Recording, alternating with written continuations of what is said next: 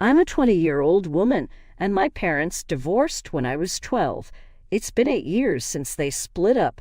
My dad was an alcoholic and a gambler, while my mom was more concerned with her clothes and jewelry than with the house and kids. I have 2 younger siblings, a sister who was 7 and a brother who was 4 when they divorced. They were too young to understand what was happening. During the custody battle, my mom got my siblings, and I was expected to live with my dad. I didn't want to choose sides because I felt my mom preferred my siblings, and my dad showed little interest in my life. When asked what I wanted, I chose to live with my grandparents instead. My dad was supposed to send money for my care. My grandparents were old, and 2 years after I moved in, my grandpa passed away. My grandma took care of me on her own. They never abandoned me or treated me poorly, so I felt comfortable there. Our hometown was small and quiet, but peaceful. I missed my parents a lot and loved them deeply. Even at 12, I tried to mend the rift between them, but they saw me as a clingy burden, which hurt. I just wanted to reunite our family and live happily together. I didn't want to pick a side and make the other feel bad, and I was also upset that they didn't prioritize me. They were mad at me then and still are. My dad stopped sending money when I turned 18, but that's okay. I have a job, and my grandma and I manage.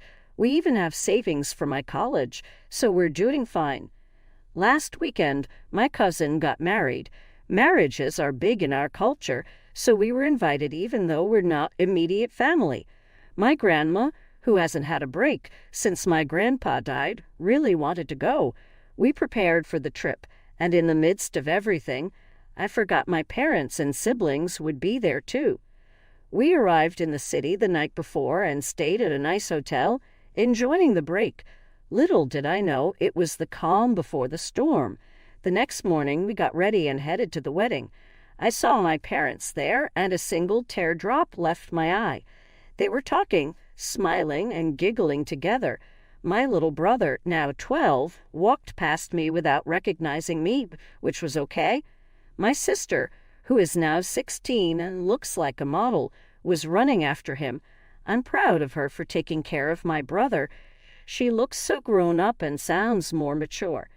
My grandma pulled me to the side and told me not to stir anything up with my parents as it would ruin my cousin's wedding. After the ceremony, during the reception, my mother bumped into me. She immediately recognized me and pulled me aside to talk. I noticed she was still wearing her wedding ring, which felt strange. She wasted no time asking why I was there. I braced myself for her rude comments. My dad joined us, greeting me warmly, and we talked. During the conversation, I learned they had gotten back together because my younger siblings wanted them to. It hurt that my opinions were never considered, but one request from my siblings was enough for them to reconcile. The whole conversation made me feel like a failure. My parents' snarky comments about me abandoning them and not being there when they needed me broke my heart. I started crying, and they made another snarky remark about my tears being due to regret, telling me I would never have a place in their happy family. My grandma stepped in, telling them to stop and that I didn't need them anyway. We left, but I felt miserable. I had tried so hard to save them and was just dropped because I didn't pick a side. My grandma tried to console me, but it didn't help. I kept asking myself if I had done anything wrong by not picking a side. Would it have made a difference if I had tried harder? These questions kept messing with my mind.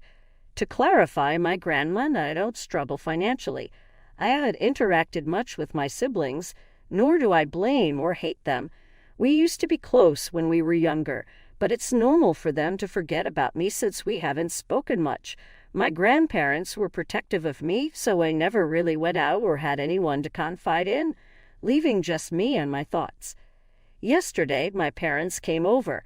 My grandma invited them, and she made us all sit together to talk and try to improve the situation. She pointed out everything I went through in high school, the bullying, my mental health, and I saw a bit of sympathy in their eyes, but it didn't make a difference. They defended themselves by saying I was given a choice, but didn't make it. This seemed so ridiculous to me that I snapped. I started crying and told them how hard I tried to keep them together, but nothing worked. They said they'd always feel betrayed by me and could never form an emotional bond with me. My mom pointed out how all their problems started after I was born and improved after I left, implying I was the problem. At that moment, I decided I was done with them forever. I don't care if it sounds impulsive. I just want peace. I'll make sure they never come near me again. Later, my sister reached out after hearing about everything from our parents. She knew a different story, one where I supposedly made them choose between me and my siblings. We often text because talking might get her in trouble or sent to boarding school. Now even my little brother knows the truth. It turns out my parents didn't remarry out of love. My dad needed financial support after losing money, and my mom's family wanted connections. Both have cheated on each other multiple times, but neither cares. They like their messed up life. My sister also tried to fix things but failed. We've become best friends and support each other now. My parents don't deserve anything. I've learned that negative attracts negative. Therapy has helped me, and I recommend it to heal childhood wounds. You can't heal in the same environment where you were hurt. Get out of your hometown, live your life, and enjoy it.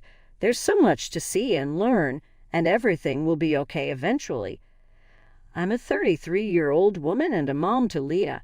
I'm set to marry Jim, 30, in a year. I work as a waitress, and Jim isn't Leah's biological dad. He left when he found out I was pregnant. My friend Sam, 32, married Kyle, 36, a month ago. Sam works as a school administrator, and Kyle manages a warehouse, using fake names here. We went to dinner to plan our wedding for 2023 and hear about their newlywed life. Sam mentioned they were excited about trying for kids now that they had a house and were married. I asked her what she meant, as I wasn't aware she wanted kids. Her wedding was child-free, and she never joined conversations about kids in our friend group. She explained that she wanted to bring kids into the world when she had a healthy relationship and a house with a yard for them to play in. She said their current house, which they moved into last year, is big enough for 2 or 3 kids. I said being married doesn't mean the relationship is healthy. She insisted hers was, but I pointed out that divorce rates are high, and if they split, she'd be on her own. Kyle said I was assuming too much. I told them they should consider what might happen if it doesn't work out, because that's what happened to me. I love Leah, but no amount of planning prepared me to be a single mom. Sam responded, "Well, I'm not you," to which Kyle muttered, "Thank God." Jim told Kyle to be respectful, and Kyle shot back that he wasn't the one being disrespectful. I said that if my comments hit a nerve, maybe it was a sign they knew I had a point. Sam asked if I was mad that she waited for the right man to have a child while I didn't, suggesting I was speaking from regret. I told her I don't regret Leah.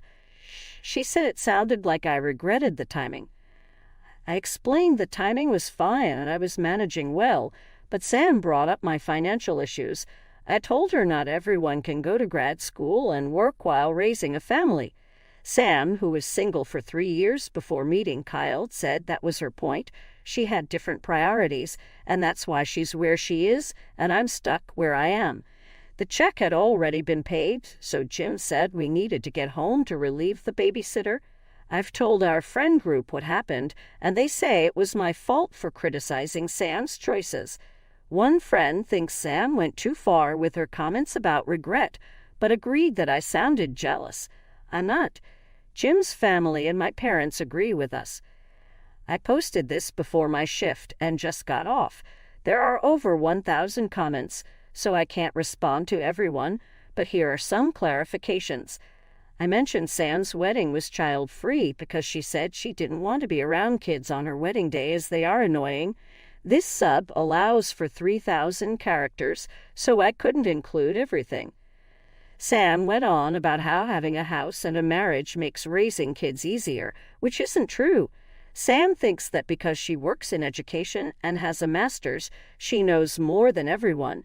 I was telling her that having kids isn't easier just because you have more money and a house. I live in an apartment. Now, about my jobs. I worked 2 jobs until last Sunday. My second job as a waitress was great, with plenty of hours to complete my internship. However, my first job barely gave me 4 hours a week, and the tips were hardly enough to cover my therapy. I tried to get more hours, but was refused, so I got a second job. I planned to quit professionally in 2 weeks, but then Mother's Day happened. I was scheduled from 4 p.m. to 8 p.m., and my mother was having dinner at 7 p.m. at her favorite restaurant. Told both managers I needed to leave on time. At 8 p.m., a flood of orders came in, and I thought I could finish them quickly. I got them done in 30 minutes and started stocking up. My manager said she'd try to get me out in 15 minutes, but changed her mind. I texted my mom, who insisted I put my phone away. An hour passed, and my phone was going nuts. Orders kept coming in intermittently. I told my mom I wasn't off yet, and she said they'd come get me. An hour and a half after my shift ended, my parents arrived. I was pissed as my manager gave no clue when I could leave and told me to get over it, because the customers could tell. I told her I quit and not to schedule me again. Later, the other manager texted me saying I was unprofessional and wouldn't last long in the food industry. She implied what I did was in a whole move, and it's been eating me up inside. Thanks for the support, everyone. I want to add that I was scheduled from 4 p.m. to 8 p.m., and they often cut my hours. I told them I had a second job. NTA. They are gaslighting you. If you were scheduled until 8, you should have left at 8. It's the manager's job to cover the schedule. The only unprofessional ones in this situation